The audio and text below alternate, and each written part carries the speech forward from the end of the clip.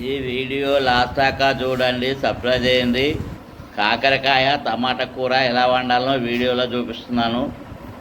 Stove అంటూ పెట్టినాం. Stove పైన మట్టి కంచులు పెట్టుకున్నాం. అందులో అరపావడు నువ్వుల నూనె పోసుకున్నాం. చెంచాడు పోపిత్తులు, చెంచా జీలకర్ర, ఉల్లిగడ్డలు, కళ్యామాకు, పచ్చిమిర్చి,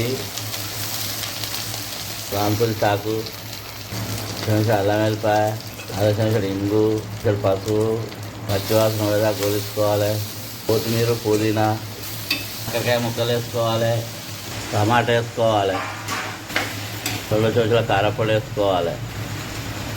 కారపొడి వేసుకున్నాం. తగినంత ఉప్పు వేసుకోవాలి. మొత్తం దీన్ని కలుపుకోవాలి. ఇలా కలిపి చిన్న మంట మీద మూత పెట్టి 20 నిమిషాలు ఉడికించుకోవాలి. కూర రెడీ అయింది, కలుపుకోవాలి. అందులో పల్లీల పొడి వేసుకోవాలి. వేసుకొని కలిపి స్టవ్ ఆఫ్ చేసి ఇలా కలుపుకోవాలి. పల్లీల పొడి వేసి స్టవ్ ఆఫ్ చేయాలి, దించుకోవాలి. కూర రెడీ అయింది, గుమగుమలాడుతుంది. వేడి వేడి అన్నంతో తింటే చాలా రుచిగా ఉంటుంది, మళ్ళీ కావాలనిపిస్తుంది.